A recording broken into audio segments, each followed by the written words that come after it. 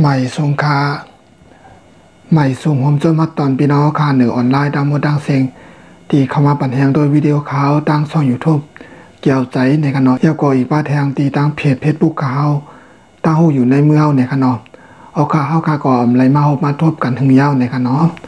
อีกหนึ่งลองตั้งมีการตอบลีกอีกนึงในขณะคุยกับว่าตัวเดียวแต่ก็ตอบเย้ากับเย้าในขณะเอาข่าวในวันเมื่อในก็มาทบกันในตอนรายการตั้งหูตั้งหันในขณะเอาการได้เบิ่งเมื่อได้แต่ก่อข่าวที่เอาลองตั้งหูตั้งหันอยู่กับลองการเห็นการสอนในขณะเย้าก็อีกป้าแทงลองไปอยู่ดีในขณะเอามาพักตอนมันกันนะคะพองยามต่อเดียวก็หงเห็นก็ปีกเย้าในขณะไหลตอบไก่เย้าเมื่อว่าเมื่อซื่นในขณะวันเสาร์ได้ตั้งวันอาทิตย์นะคะเอาการได้ก็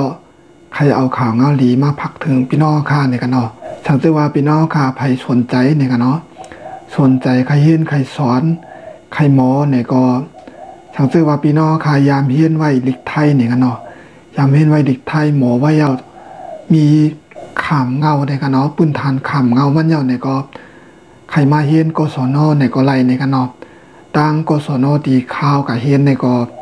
ปืดหับเนี่ยกันเนาะกุยกว่าตัวได้ก็ตีปิกไว้กำหนึ่งเนี่ยกันเนาะสังเกตว่าตั้งกศนตีข้าวกับเห็นนั่นเพราะว่าเขาปืดทับในก็ข้าวจังไกมาหมอกลาดปันหมอกลาดในพี่น้องคาแทงกำหนึ่งในขณะตีข้าวกับเห็นในก็มันดีสั่งถูกข้าวยามในขณะข้าวยามเห็นในตีมีอยู่2 ปอกในขณะตีเห็นตอนเจ้ายาวก็ตอนเย็นในขณะสังเกตว่าพี่น้องคาตั้นข้าวยามในก็กับเห็นข้าวยามนั่นใดในขณะ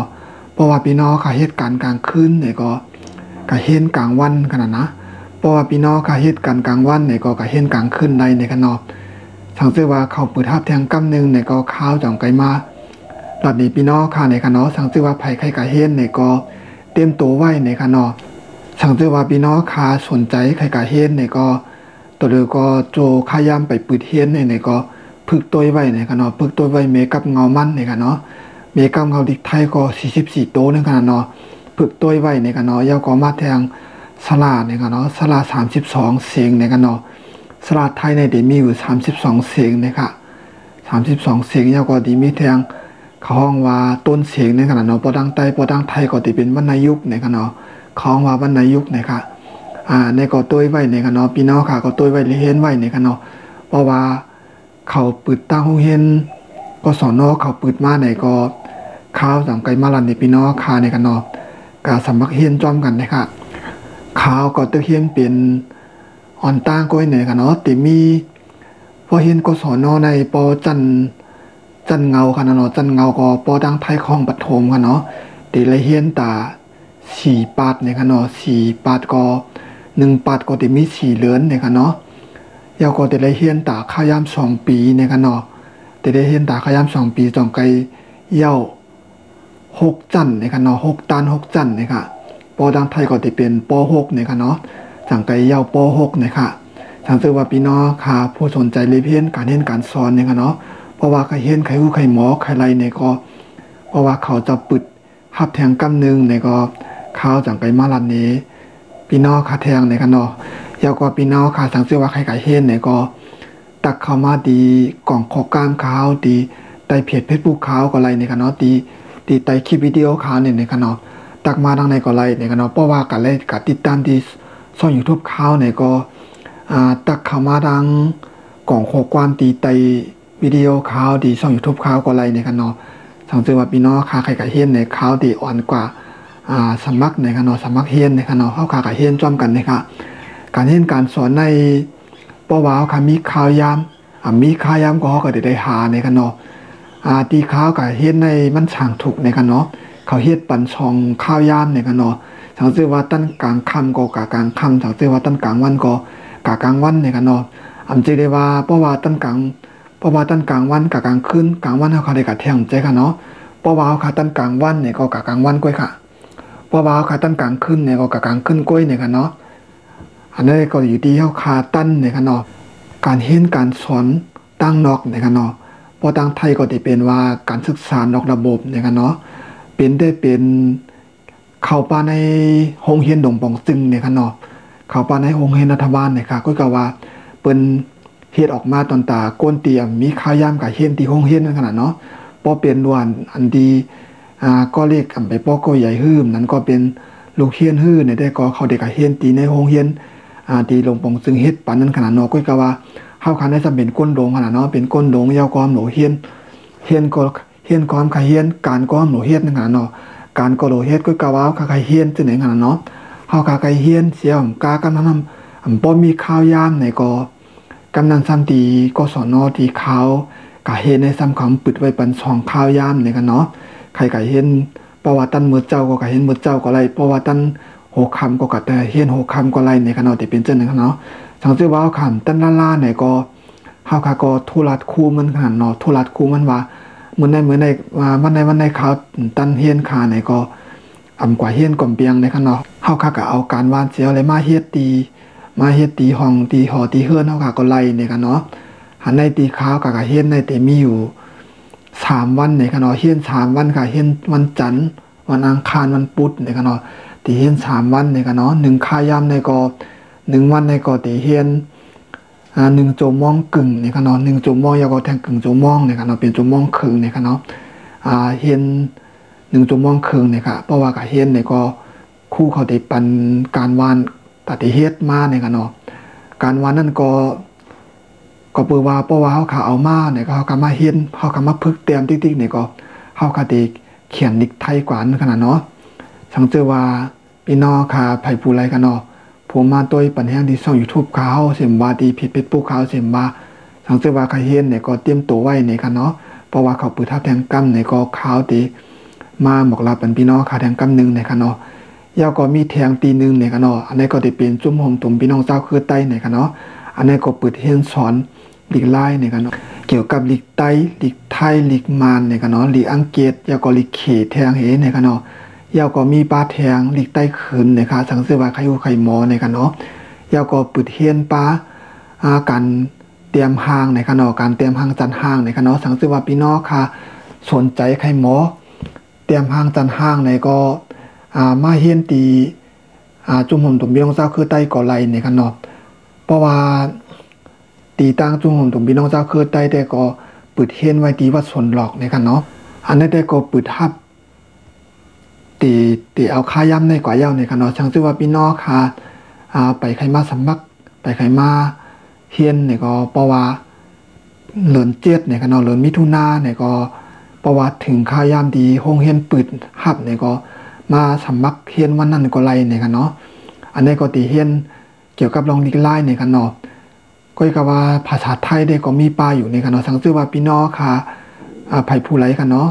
ตีนำไปมอลิกไทยเสียอิดเตรียมก็ไปไล่อ่านก็ไปไล่ก็ไก่คอไข่ก็ว่าไปไล่ในก็มาเฮียนตีในใดในกันเนาะตีในได้ตีปืนฐานมันกว่าในตีจันเงามันกว่าในกันเนาะตีก็ไก่คอไข่มันกว่าในค่ะสังเกตเชื่อว่าพี่น้องค่ะไปมอเตรียมไปมออ่านเสียอิดในก็มาเฮียนตีในก็ไล่ในกันเนาะพี่น้องค่ะสังเกตว่าเขาไข่หมอเนี่ยก็มาเฮียนกันในกันเนาะพี่น้องค่ะตีจ้าเขามาใหม่ๆในเมืองไทยในกันเนาะอันไปฮู้ไปมอดิกไทยเสียอิดในก็มาได้เพียนตัวจำกันตีตั้งโรงเรียนตั้งจุ่มห่มตุ่มพี่น้องเจ้าคือไต้ก็ไรในขนาดตีในก็ห่มจุ่มฮับตอนพี่น้องค่ะลูกเฮียนเฮาค่ะกูก่อในขนาดการเห็นการสอนในเฮาค่ะดิเลยเฮียนไว้เพื่อไว้หมอไว้ในขนาดปอค่ะหมอไว้ในเป็นยังในขนาดเฮาค่ะได้วันนึงก็วันนึงเฮาค่ะได้ใจอยู่ในขนาดก็กะว่าตีตั้งก็สอนอได้ก็มันจันมันตีขึ้นสูงอีกนึงในขนาดเพราะว่าค่ะปล่อยมีปืนฐานสิอีกเฮาก็ไปโมอ่านสิอิดไปโมเตรียมสิอิดเนี่ยก็เฮาก็เฮียนที่กศนก็มันตีหยาบอีกนึงเนี่ยกันเนาะก็เปิดฉะนั้นในพี่น้องค่ะที่จะอ่านไปโมเตรียมไปโมอ่านสิอิดนั่นก็มาเฮียนดีจุ่มหอมตุ่มพี่น้องสาวคือใต้ที่วัดสนดอกก็ไล่เนี่ยกันเนาะอันนี้ก็ติดปืนท่าเพียนอันในกันเนาะอันที่มาเฮียนก็มีหลายเมียวเนี่ยกันเนาะเหมือนจังหนังพี่น้องใต้พี่น้องไทยก็มาเนี่ยกันเนาะพี่น้องใต้พี่น้องไทยพี่น้องมานมาเนี่ยไผสิมมาเนี่ยกันเนาะฮับกูเมียวค่ะจะจากเพภาษาแบบจากปีเจอคือเนี่ยกันเนาะใครมาเฮียนของมาเฮียนไรเนี่ยกันเนาะสังเกตว่าสนใจใครเฮียนการเตรียมห้างจันห้างเนี่ยก็มาเฮียนในเนี่ยกันเนาะตีจุ่มหอมถูกมีน้องเจ้าเพื่อไต้ก็เปิดท่าเพี้ยนไว้ปันป้านเนี่ยกันเนาะสังเกตว่าใครเฮียนใครมอเนี่ยกันเนาะพอเฮียนดีตั้งก็สนอแต่ก็มันจันมันตีสูงอีกนึงเนี่ยกันเนาะเฮา เขาก็ได้หมออ่านหมอเต็มอีกนึงนะครับเนาะสองไก่กะเฮียนใดนะครับเนาะก็เปิดว่าวิชามันภาษามันดินนำอีกนึงนะครับเนาะปอเป็นจันเงาอันก็ห้องว่าจันปฐมในป .6 ขนาดป .1 ถึงป .6 ในขนาดจันเงาถึงจัน6นั่นขนาดเนาะตีมีอยู่6ภาษาในขนาดเขาก็ได้เรียนกันในขนาดก็กะว่าเป็นทั้งค่ะ6ภาษาก็ปว่าค่ะเข้าใจเรียนเข้าใจอ่านในก็มันก็ไล่อยู่ก้อยในขนาดอีกหนึ่งขายามเขาขาไว้เสียแล้วเขาขาเรียนในก็มันก็ไล่อยู่ในขนาดอันนี้ก็เกี่ยวกับเรื่องเรียนการเรียนการสอนในขนาดปว่าค่ะมีขายามตันอยู่ในแต่ก็เขาก็ดีเลยมาเรียนกันในขนาดการเรียนการสอนในเป็นพ่อนี่ตอนตัดโตค่ะเต้ๆในกันเนาะกับตัวเดินในก็เป็นเข่งกันการเรียนการสอนในกันเนาะป้อค่ะมีการเรียนการสอนในเฮาค่ะอยู่ที่ไรก็ค่ะได้ไรนาเรียกอีกนึงในกันเนาะยาวก็มันเด่นป้อมีกาคันนั่นขนาดเนาะยาวก็เตเป็นก้นใจหลีเตเป็นก้นดีใจเปิ้นติ๊กๆในกันเนาะเฮาค่ะมีการเรียนการสอนแต่ก็เฮาค่ะอยู่ที่ไรก็เฮาค่ะได้ป้ออะไรนาเรียกนึงขนาดน้อยป้อค่ะเห็นสอนในมันก็ได้เหมือนจะหนังเจ้าคู่ค่ะทันวอในกันเนาะวาศิลาเมธีในกันเนาะรัดไว้ในกันเนาะมันจะห่อไว้ในกันเนาะพี่น้องค่ะก็ตีก็ยามหันกันอยู่ในกันเนาะที่ในช่อง YouTube อันนั้นก็ตีในช่อง7ในกันเนาะที่ในช่อง7ก็อันตีมาออกรายการธรรมะตราคมธรรมประจำวันในกันเนาะพี่น้องค่ะก็ตีก็ยามหันกันอยู่ในกันเนาะมันจะรัดไว้ห่อไว้ว่าคนเอาคันในป้อมีการเฮียนในป้อขาเฮียนสูงในติได้อยู่เตี่ยมในกันเนาะป้อขาเฮียนเตี่ยมในติได้อยู่สูงในกันเนาะอันนั้นมีความหมายในกันเนาะมันจะหนังว่าป้อขามีการเฮียนการสอนในเขาก็ได้เหตุการณ์ตีนที่สูงนั่นขนาดเนาะที่สูงแล้วก็แต่ได้เหตุการณ์แต่ได้เหตุการณ์นักติเป็นเจ้าหนึ่งขนาดเนาะเพราะว่าเขาขาเฮียนสูงในติได้อยู่เตี่ยมซ้ำติเป็นเจ้าขนาดในเขาขาได้เหตุการณ์ก็ได้เหตุการณ์อันป้อนั่นขนาดเนาะแล้วก็ได้เหตุการณ์ในห้องเตียนโปรตุคาติวาวาจะตีเป็นเจ้าในขนาดเนาะมันก็ตีเป็นเจ้าในขนาดเนาะปวาวขามเห็นสอนไว้ในกลางใจเอาคาเฮียดสีตาก็มันจังให้หือในขนาดก็ปวาวขามเห็นไว้ขนาดเนาะปวาวคาเห็นไว้แต่ปวาวขายามันปั่นมามันจะขายามันสั่งถูกขนาดเนาะมันจะหนังว่านาการที่เปิ้นปั่นมานั่นไหนปวาวคาไรเห็นไว้แต่ก็มันก็มาสั่งถูกเมียนอนไหนก็เฮาคายกะเฮ็ดก็มันก็ได้สั่งถูกยาก็เฮาก็ได้ไรเงินนำก็ได้เป็นนาการพ่นดีตอนตาโตมาตอนตาพี่น้องซื้อเครือค่ะตอนตาหน้าเฮือนตาเฮียค่ะแต่เป็นจังได๋ขนาดเนาะอันที่การเฮาก็เฮียนในมันจะว่าตอนตาโตค่ะกล้วยเนี่ยก็เนาะเพราะว่าเขาฮู้ค่ะหมอเฮาก็เขียนมาเนี่ยก็พี่น้องซื้อเครือค่ะสิมว่าขนาดเนาะลูกหลานเฮาก็สิมว่าขนาดเนาะยาก็หน้าเฮือนอันเป็นหน้าเฮือนเฮาค่ะสิมว่าเนี่ยก็ได้สาลมใจจ้อมเนี่ยก็เนาะที่เป็นจังขนาดเนาะการเฮ็ดการสอนในเพราะว่าเฮาก็ฮู้นะเฮาก็หมอมาเนี่ยมันสิว่าเฮาก็ได้มาเก็บไว้ทางกล้วยเฮาค่ะเนี่ยก็เนาะเพราะว่าเฮาก็ฮู้เฮาก็หมอก็เฮาก็เอาก็สอนบรรลุหลานเฮาก็เพียงเนี่ยก็เนาะมันจึงตาฮู้เกี่ยวกับลองป้ายอยู่ดีห้าเราอยู่สร้างกินเช้าจากอาเจนในขนาดเนาะปักเปิงป้ายอยู่ลีลองเย็นเยจากอาเจนในขนาดเนาะเฮาก็ปอค่ะฮู้ค่ะหมอก็เฮาค่ะเอากะลัดเดลูกหลานเฮาค่ะไล่เทียงในขนาดเนาะกำพองซ้ำว่าการเฮ็ดการสอนในเฮียนก็เฮียนก็มันก็จังเฮ็ดสังในขนาดที่เป็นเจ้านั้นกำพองที่ว่าเจ้านั้นในขนาดเนาะอันนี้มั่นใจขนาดเนาะที่มีคุณครูค่ะรัดนี้ไว้ในขนาดว่าการเฮ็ดการสอนในอันเฮียนเสียแล้วฮู้นั่นก็เปิ้มันไปเฮียนเสียมันไปฮู้นั่นขนาดเนาะเพราะว่าเฮาเฮียนยาวเฮาได้ฮู้กล้วยในขนาดว่ามันจึงว่าเฮามาเฮียนเพราะว่าเฮียนยาวได้ฮู้กล้วยในขนาดว่าเฮาได้เฮ็ดสังในขนาดอันนี้ครับปิ่นในความใต้ในขนาดคุณครูค่ะเป็นคนไทยขนาดรัดไว้ว่าฮู้ว่าได้เฮ็ดสังในขนาดฮู้ว่าได้เฮ็ดสังในขนาดก็เปิ้มันเฮียนมันถึงที่กะฮู้ขนาดเนาะก็เปิ้ฉะนั้นแหละเพราะว่าเฮียนยาวได้ฮู้กล้วยในขนาดอันนี้ก็ออกมาสิมานี่กันได้กล่อมใจในขนาดมาลัดดีปันกันให้ปองใจในขนาดให้ปองใจการเฮ็ดการสอนในขนาดก็เปิ้ฉะนั้นในพ่อนี้มันมีนำในขนาดพี่น้องค่ะก็สังสิว่าสนใจใครเฮ็ดเนี่ยก็บ่ใครก็เฮ็ดดังก็สอนเพราะว่ามีพื้นฐานไว้ฮู้ไว้หมอไว้เด็กไทยยอดเนี่ยก็เตรียมตัวไว้ในขนาดเพราะว่าเขาปืนทับแทงกำเนี่ยก็ค่าจอกไกออกมาลัดนี้ปันพี่น้องค่ะแทงในขนาดสังสิว่าไปหมอไปอ่านได้เสียอีกเด็กไทยเนี่ยก็มาเฮ็ดดีจุมนตรงพี่น้องจ้าคือใต้ในขนาดอันนี้ก็ปืนทับเฮ็ดไว้ปันปืนทับสอนปันในขนาดสังสิว่าไปหมอลิกใต้เนี่ยก็มาเฮ็ดอะไรเนี่ยค่ะที่จุมนตรงพี่น้องจ้าคือใต้ค่ะก็เฮียนปืนเฮียนสอนปันไว้อยู่ในขนาดลิกใต้ก็ไล่ลิกมันก็ไล่ลิกเขก็ไล่ในขนาด ที่อังกฤษก็ไล่ในกันเนาะเจ้าก็เพราะว่าใครเห็นปะอาจารย์ห่างเตรียมห่างไหนก็ไม่เห็นสอนเอาไล่ในกันเนาะในก็เปิดท่าเพี้ยนมาอยู่ในกันเนาะเอาข่าววันเหมือนในก็แล้วลองตั้งเกี่ยวกับการเห็นการสอนไปอุปายหันในมาผักตอนบันการตีพี่น้องค่ะที่มาติดตามโดยวิดีโอข่าวที่มาปั่นแหงโดยวิดีโอข่าวที่ตั้งช่อง YouTube แก้วใจในกันเนาะเจ้าก็อีกป้าแทงตีตั้งเพจปูขาวตั้งหูอยู่ในมือเฮาในกันเนาะเจ้าก็แทงตัวหนึ่งก็พ้องยำตัวเดียวก็ลองไปอยู่ลีในกันเนาะพี่น้องค่ะก็ดีเลยพังสติอยู่พังสติกินกันนั่งไปอังมันในกันเนาะในก็อิงเอาข้อมูลที่ตั้งเว็บไซต์ในกันเนาะตั้งข้อมูลที่ตั้งห้องยาเขาหมอกลาดไว้ในกันเนาะโรคลายเฮกังในกันเนาะโรคลายเฮกังนั่นคือเต็มติด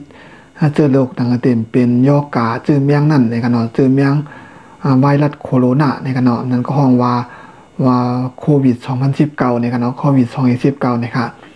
เพราะว่าเขาขาดได้วีนั่นก็เพราะว่าเขาขาดกินกันเนาะเขาขาดกินก็เขาขาดได้หุงซุกๆในกันเนาะเขาขาดได้หุง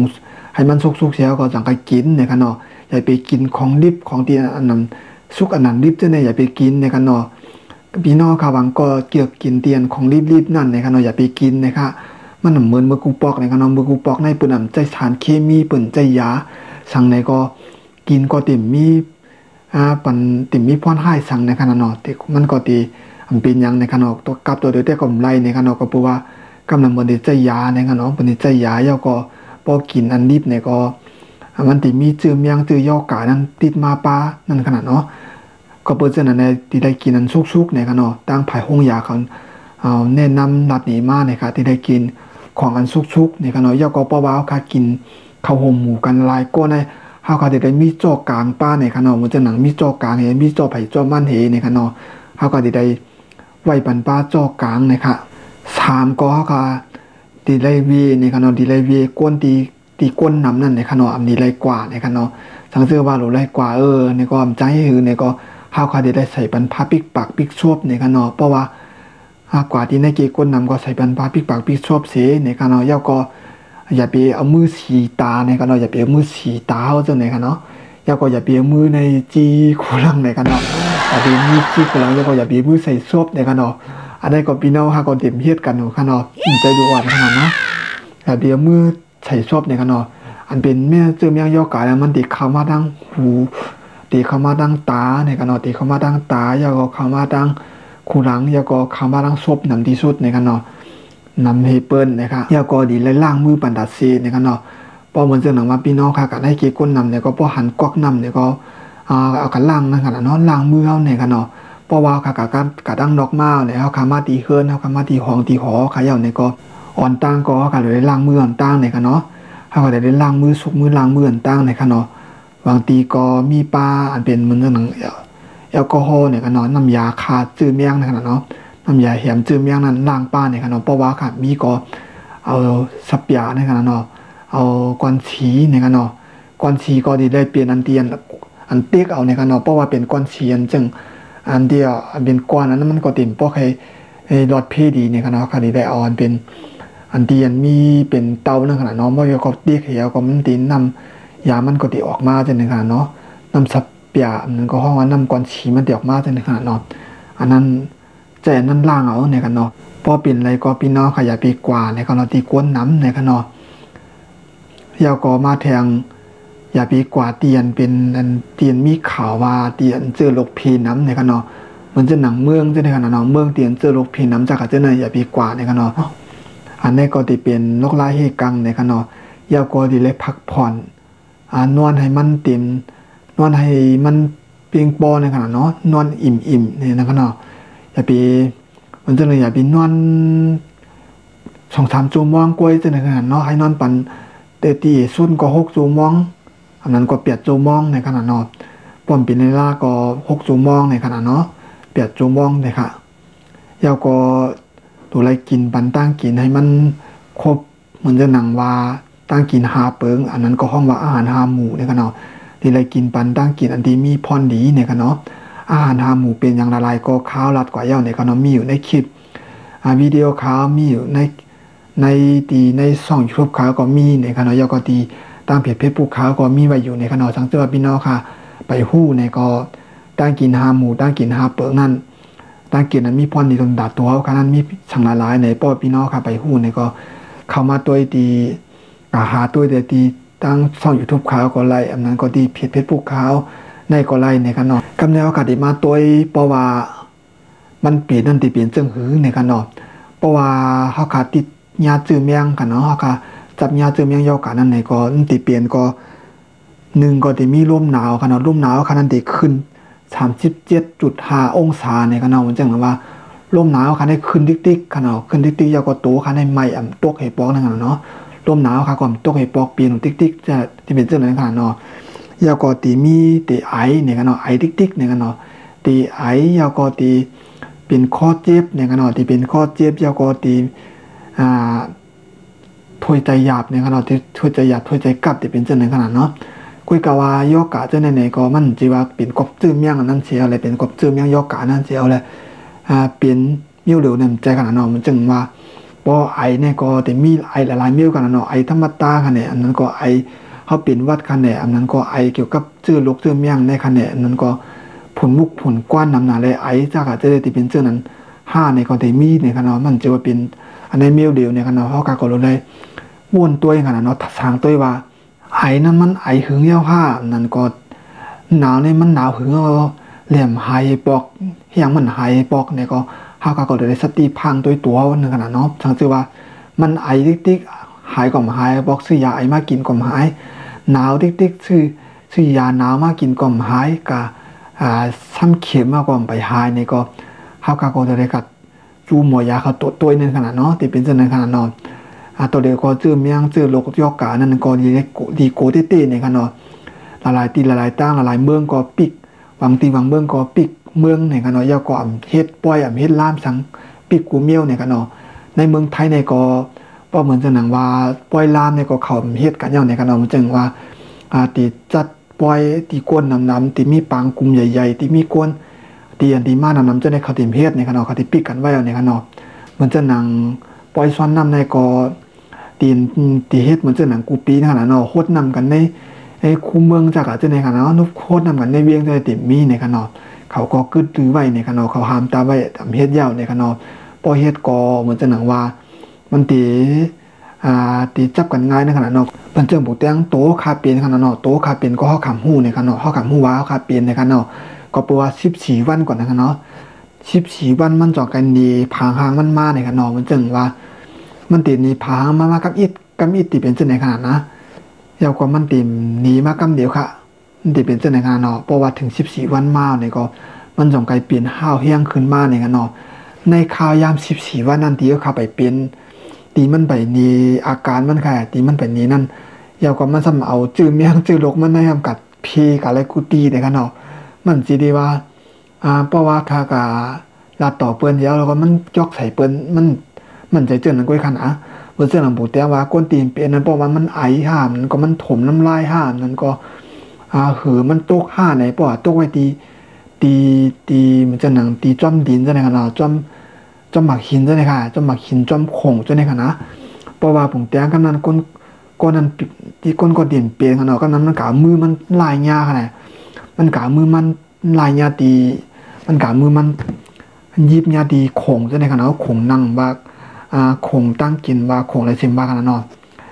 กำนันนั้นก็ปาดบลิกเส้นในขนาดจีเส้นในขนาดนะจีเส้นในขนาดพอมันกับยิบหญ้าเนี่ยกำนันนำพอมันฉิวสีตาเนี่ยกำนันนำจึงเมียงนั้นเด็กเขากับตั้งหูตั้งตาเด็กเขากับตั้งซบที่เป็นเส้นในขนาดที่เป็นเส้นค่ะจึงเมียงในว่าใครว่าหายแห้งไว้อีกหนึ่งในขนาดมันเยาก็เหมือนจังว่ามันตีอยู่ไว้ในรวมอะไรมันติ่มตายกำเดียวขนาดมันติ่มกึ่งกลางตายกำเดียวเนี่ยค่ะก็เปิดเจอในรีเลยพังสติกันนะครับเนาะออกข่าวมันเหมือนได้ก่อข่าวแล้วลองไปอยู่ดีเกี่ยวกับโควิด19เนี่ยกันเนาะอันนั้นก็ว่าไวรัส19เนี่ยกันเนาะไวรัสโควิด19ในมาผักตอนบันกันในกันเนาะยกอีกป้าแทงการเห็นการสอนในกันเนาะข่าวตีมาแทงกำนึงเนี่ยกันเนาะเอาข่าวสังเกตว่าไผใครเห็นใครสอนก็พอใครเห็นก็สอนเนาะก็เต็มตัวกันว่ายังแผงวันกันเอาเพราะว่าเขาปืนทับทางกำเนี่ยก็เขาจังไกมาปืนข่าวพันทางกำนึงในกันเอาย่อก็สังเกตว่าไปหมอผู้ลิกไตไปหมอลิกไทยจะเจอไปหมอ สีอิดนั่นเนี่ยก็บอกว่าใครๆเฮียนเนี่ยก็มาเฮียนตีจงนวนตุ่มพี่น้องเจ้าเคยได้ที่ว่าส่วนดอกกอไลเนี่ยกันเนาะอันนั้นก็ตีปึดเดือนมิถุนาเนี่ยกันเนาะนั้นก็มาเดือนเจ็ดเนี่ยครับนั่นก็เพราะว่าเขาวันเขาปึดตีจำตีปึดทับนั่นเนี่ยก็ก้อยการตัวเดียวเขาปึดทับเย้าเนี่ยกันเนาะสังเกตว่าพี่น้องครับไปแค่การสมัครเนี่ยก็ไปมาสมัครเฮียนวันเขาตีปึดทับตีปึดห้องเฮียนนั่นเนี่ยก็ไล่เนี่ยกันเนาะอันนี้ก็ข่าวสองไก่มาลัดเดียงกำหนึ่งเนี่ยกันเนาะออกการได้บ้านเหมือนได้ก็ข่าวแล้วลงตั้งหูตั้งหันในมาผักตอนบันกันพี่น้องค่ะในกันเนาะกำลังสุดก็อย่าไปลืมกันเนาะฝากติดตามกดไลค์กดแชร์กดติดตามที่ช่อง YouTube เขาเกี่ยวใจในกันเนาะแล้วก็อันนั้นก็ติดตามไปที่เพจภูเขาก็ไลค์ในกันเนาะตั้งอยู่ในมือเฮาเนี่ยค่ะตอนตาวันเมื่อได้ก็ยินจวมกูก็กันเนาะที่พี่น้องค่ะเข้ามาปั่นแห้งตัววิดีโอเขาในกันเนาะพังสติอยู่พังสติกินพังไปอยู่ดีกันนั่งแผงมันในกันเนาะตอนตาวันเมื่อได้ก็เฮาก็ได้คือดูรายการดาวดังเนาะค่ะไว้ที่ในก่อนในกันเนาะฮาคาสังไกมาพบทบจอมกันใหม่แทงคาใหม่สงคา